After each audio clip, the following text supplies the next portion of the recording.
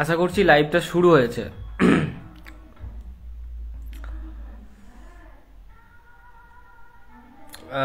বাইরে অনেক background noise আছে, তো আমি রিকোয়েস্ট করব ব্যাকগ্রাউন্ড নয়েজটাকে ইম্পর্টেন্স না দিয়ে আমার বক্তব্যটা শোনার জন্য, কারণ বাইরে ভীষণ মাইক টাইক বাজছে।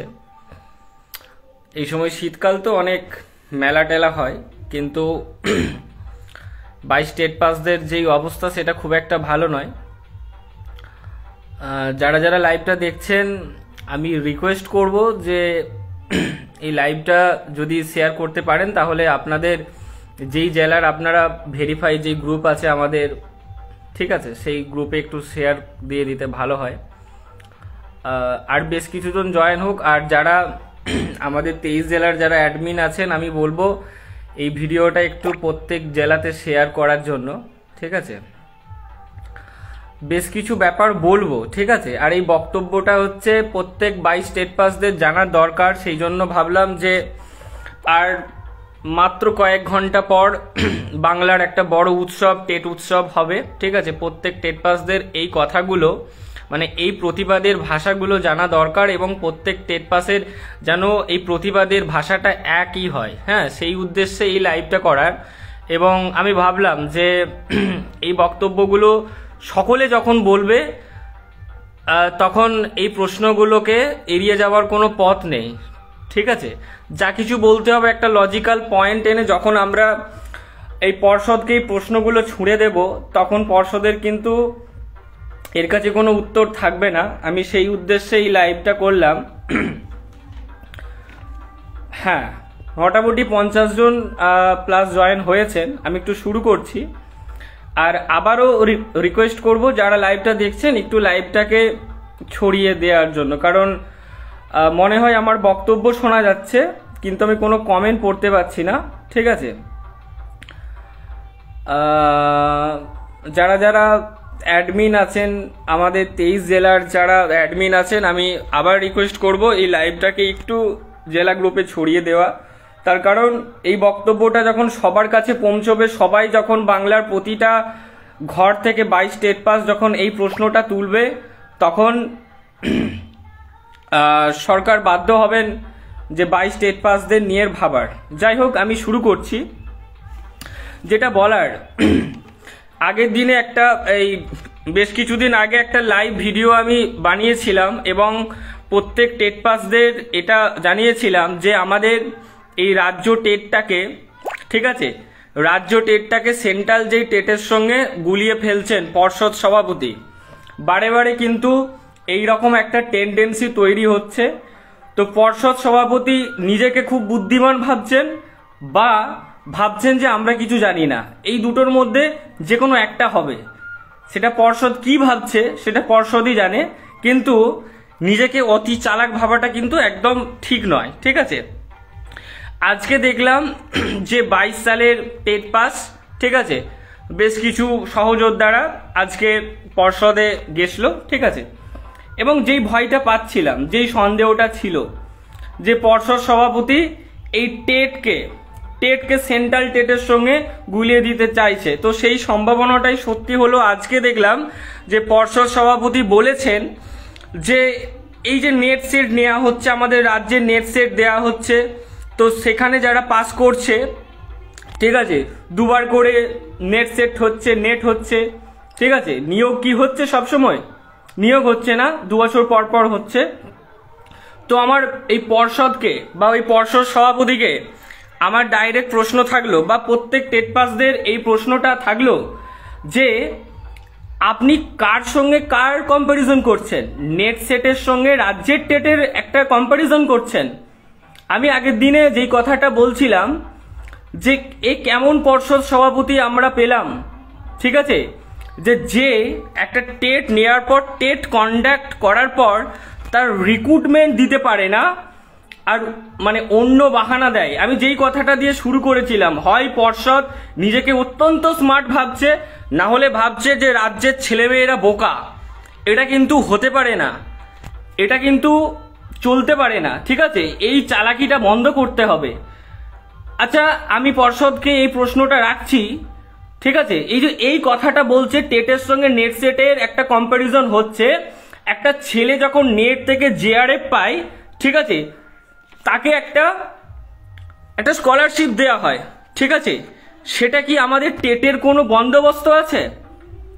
জেআরএফ যখন পাওয়া যায় নেট থেকে 2 বছরে 47,000 টাকা করে দেওয়া হয়, তারপরে 52,000 টাকা করে।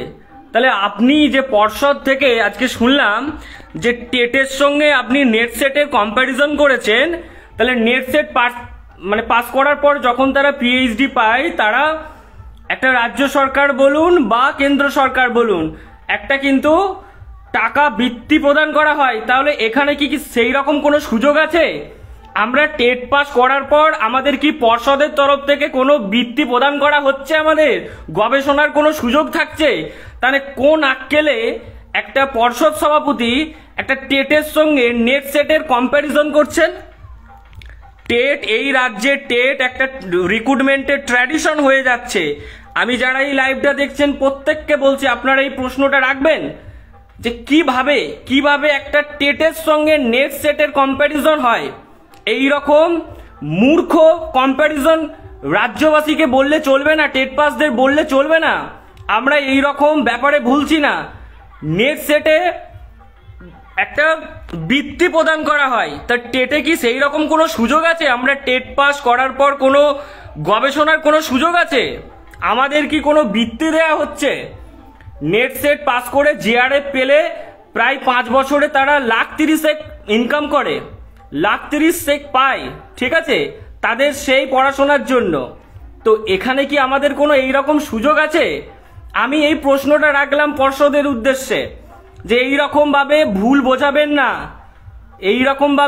বোঝাবেন না, রাজ্যের ছেলেমেয়েরা মূর্খ নয়, তারা জানে নেট সেটের সঙ্গে টেটের কম্প্যারিজন কখনো হয় না। 2014 বলুন, 17 বলুন, 2012 বলুন, এই সরকারের আমলই তো টেট হয়েছে। মাননীয় মুখ্যমন্ত্রীকেই তো আমরা, যারা এই পশ্চিমবঙ্গে রাজ্যবাসী আছে, তারা তো তৃতীয়বার মুখ্যমন্ত্রী হিসেবে আমরা নিয়ে এসেছি, এবং এটা এই সরকারের 3 নম্বর টেট ছিল। 12, 14, 17, 4 নম্বর টেট ছিল। তাহলে এই টেটটাতে আমরা এমন একটা অপদার্থ পর্ষদ সভাপতিকে পেলাম যে আমাদের রিক্রুটমেন্ট দিচ্ছে না, যে আমাদের ভুল বোঝাচ্ছে। রাজ্যের ছেলেমেয়েরা কি গাধা? তো কোন আক্কেলে এইসব শব্দগুলো এরকম বলা হচ্ছে? আমি আপনাদের বলছি, যদি রিক্রুটমেন্ট পেতে হয় রাস্তাতে তো নামতে হবেই, কিন্তু এই রকম ধরনের সভাপতি যদি থাকে না, আমি বারবার বলছি, তিনি কিন্তু টেটই নিয়ে যাবেন, রিক্রুটমেন্ট করবেন না। তাহলে আমরা মাননীয় মুখ্যমন্ত্রীর কাছে এমন আবেদন রাখবো যে এমন সভাপতি ওখানে নিয়ে আসা হোক, এমন শিক্ষামন্ত্রী নিয়ে আসা হোক যিনি আমাদের নিয়োগ দেবেন।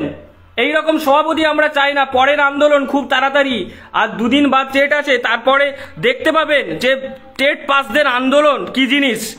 আটকে রাখতে পারবেন না, 22 টেট পাসদের দমিয়ে রাখতে পারবেন না। শুধু 22 কেন, 14, 17 সবাই, রাজ্যের যত টেট পাস আছে, যতগুলো আপডেটেড শূন্যপদ আছে। এবং জানিয়ে রাখি, এই যে ক্লাস 5টাকে এখনো কিন্তু যোগ করা হচ্ছে না। রাজ্যের 50,000 যেই প্রায় স্কুল আছে, তার মধ্যে প্রায় 20,000-এর ধারে কাছে বা তার চেয়েও কম স্কুলে ক্লাস 5 আছে।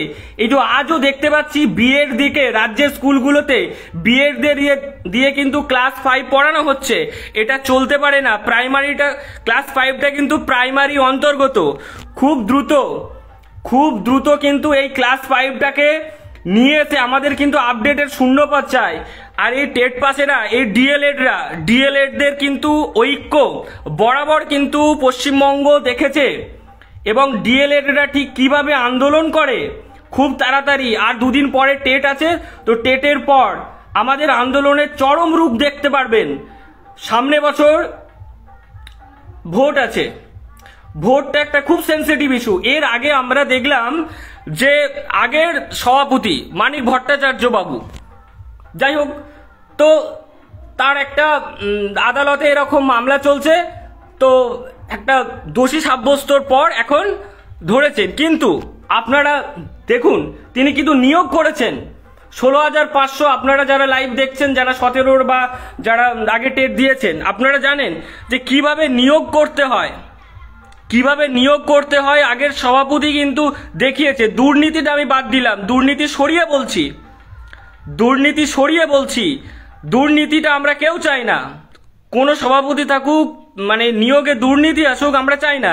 কিন্তু তিনি 100 টাকা করেও ফর্ম ফিল আপ তখন থাকেনি, এখন 500 টাকা করে ফর্ম ফিল আপ হয়েছে। এইরকম ভাবে টেট নিয়ে ব্যবসা চলতে পারে না। আমরা সব গরিব ঘরের ছেলে মেয়ে, তো এত টাকা করে 500 টাকা করে ফর্ম ফিল আপ দেওয়ার ক্ষমতা আমাদের নেই। রাজ্যের যখন পরীক্ষা হয় তার ফিজ মিনিমাম 100 টাকা 150 টাকার মধ্যেই থাকে। তো টেটটা কি ব্যবসা করার জায়গা? আমি একটা কথা আবার বলছি, যারা লাইভে পরে জয়েন হলেন, আজকে পর্ষদ সভাপতির একজন টেট প্রার্থীকে 22 সালের টেট প্রার্থীকে জানিয়েছেন যে টেট নেট সেট তো নেওয়া হচ্ছে, তাহলে সেই রকমই নেট সেটের সঙ্গে যদি কম্প্যারিজন হয়, নেট সেট দিয়ে যারা পিএইচডি পায়, যারা জেআরএফ পায়, তাহলে এই রাজ্য সরকার যদি সেট দিয়ে পায় তাহলে তাকে মাসিক 8,000 টাকা করে দেওয়া হয়, এবং জেআরএফ যদি পায় তাহলে তাকে মাসিক প্রায় 50,000 সামথিং দেওয়া হয়। তো ফার্স্ট 2 বছর 47, তারপরে ওই 52 না 56 এই রকম, তাহলে ধরে রাখুন প্রায় 50,000 মতো দেওয়া হয় তার উচ্চ গবেষণার জন্য, পিএইচডির জন্য। তাহলে আমাদের এখানে কোনো সেরকম সুযোগ আছে নাকি যে টেট পাস করে আমরা কোনো গবেষণার জন্য যাব? তাহলে এই রকম কথা আমাদের বলা হচ্ছে কেন? আমরা কি গাধা? টেট পাস ছেলেরা কি কোনো যোগ্যতা নেই? আমরা কি এরকম এইচএস পাস করে আছি শুধু? আমরাও সেই ধরনের এক্সাম দিই, কিন্তু আমাদের ডিএলএডটা আছে, আমরা 22 সালে টেট পাস করেছি, আমরা যোগ্য ক্যান্ডিডেট। আমাদের স্কুলে নিয়োগ করা হোক। আমি তো বলছি যারা এই লাইভটা দেখছে, এই ইয়ং জেনারেশন যদি স্কুলে ঢোকে, প্রাইমারি স্কুলের হাল বদলে যাবে, সেটা আমার বিশ্বাস। তাহলে এই সমস্ত ছেলে মেয়েদের রাজ্যে যদি চাকরি না দেওয়া হয়, এই যে আপনারা ভাবুন একবার, জাস্ট আমি এই লাইভটা শুরু করছিলাম, একটা দাদা আমার পোস্টে লিখেছে যে ভাই আর পাচ্ছি না। 2017 সাল থেকে আজকে 23 সাল শেষ হতে গেল, তাহলে 6টা বছর। আপনারা ভাবুন, যদি একটা ব্যক্তি লাইফ থেকে 6টা বছর যদি শেষ হয়ে যায়, তার মানসিক অবস্থাটা একবার ভাবুন। 2 দিন পরে টেট হচ্ছে, তো আপনারা প্রত্যেকে সুষ্ঠুভাবে এক্সাম সেন্টারে ঢুকে যাবেন। তারপরে যখন বেরিয়ে আসবেন, মিডিয়া নিশ্চয়ই প্রত্যেক সেন্টারে থাকতে পারে, বা যে কোনো সেন্টারে থাকতে পারে কলকাতা লাগোয়া। প্রত্যেক পরীক্ষার্থীর মন্তব্য নিশ্চয়ই জানতে চাইবে, সেখানে নিশ্চয়ই টেট পাস এরা থাকবে, এবং আমার 22 সালের সহযোদ্ধারা থাকবে। আপনারা অন্তত পক্ষে বলে যাবেন কিসের টেট নেওয়া হচ্ছে, নাটক হচ্ছে এগুলো। টেট পাসদের কোনো রিক্রুট করা হচ্ছে না। আর আমাদের যখন টেটের নোটিশ এসেছিল, সেখানে কিন্তু মেনশন ছিল যে এই টেটটার পর যারা পাস করবে তাদের কিন্তু অ্যাসিস্ট্যান্ট টিচার হিসাবে নিয়োগ করা হবে, ঠিক আছে?